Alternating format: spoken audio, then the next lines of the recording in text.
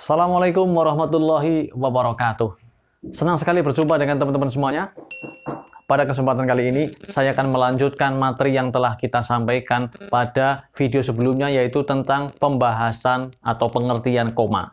Pada kesempatan kali ini, saya akan menyampaikan penyebab koma yang lain, yang itu tidak disebutkan kemarin. Kemarin kita sudah menyebutkan bahwa penyebab koma, ingat, pengertian koma adalah pingsan yang sangat berat, yang dalam, ya, sehingga dia tidak ada respon. Kalaupun ada respon, sangat minim responnya ketika dirangsang dengan sesuatu, dicubit atau dipanggil atau diapakan, itu hampir tidak ada responnya. Dan koma merupakan tingkat kesadaran yang paling rendah.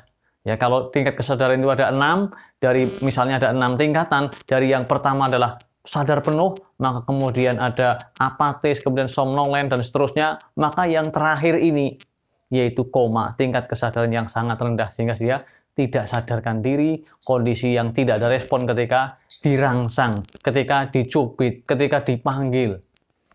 Hampir-hampir tidak ada respon, bahkan tidak ada respon. Inilah koma. Nah, penyebab koma telah kita sebutkan pada waktu yang lalu, yaitu ada 4 dari sisi penyakit. Karena ada keracunan di otak, karena ada gangguan di otak, khususnya pada area yang mengatur tingkat kesadaran seseorang. Maka pada kesempatan kali ini akan saya sebutkan penyebab koma yang lain. Di antaranya adalah, saya katakan di antaranya karena boleh jadi ada sebab-sebab yang lain di luar yang akan kami sebutkan.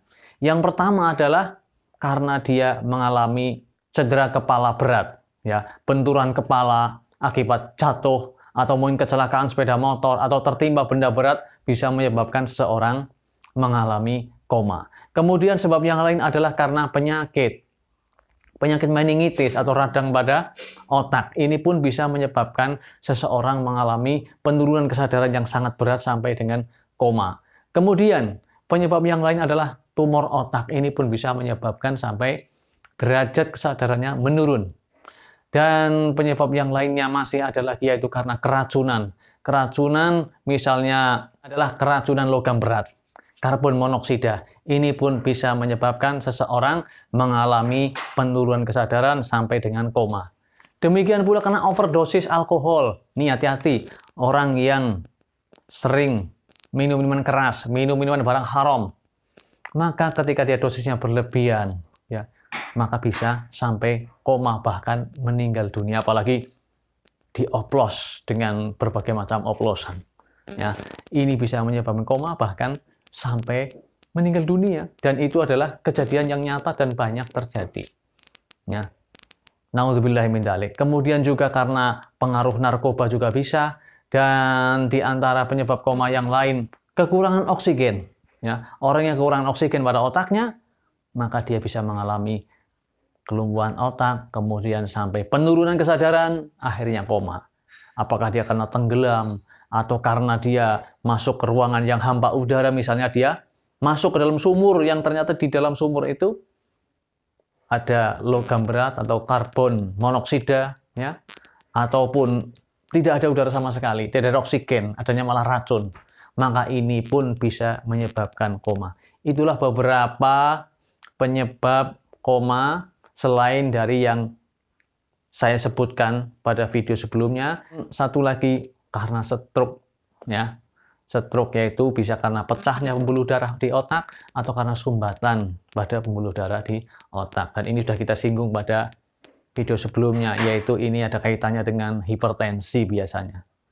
Baiklah, itulah beberapa sebab koma selain yang disebutkan pada video sebelumnya. Tentu boleh jadi ada sebab-sebab yang lain, sehingga seseorang mengalami gangguan kesadaran sampai koma, ya, karena gangguan kesadaran ada banyak tingkatannya, dan yang paling rendah, paling parah adalah sampai koma. Nah, jadi kita sudah tidak asing lagi makna koma, yaitu penurunan tingkat kesadaran yang sangat rendah, pingsan yang sangat dalam, sehingga direspon hampir tidak ada respon, kalaupun ada responnya sangat minimal, dicubit, dipanggil, bisa tidak ada sama sekali, atau ada mungkin cuma gerak-gerak dikit. Ini tingkat kesadaran yang paling rendah, yaitu koma.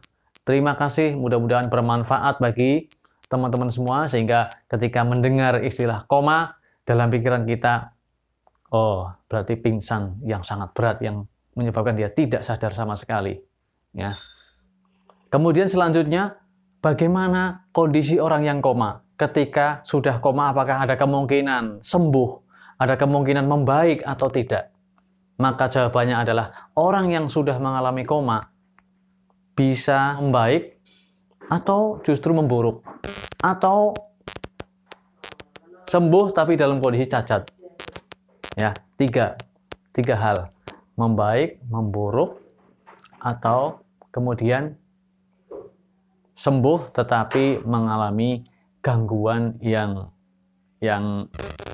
bisa dikatakan permanen, atau gangguan yang ikutan dari penyakit tersebut. Ya, dan ini tergantung dari penyebab koma tersebut. Apa sebabnya komanya?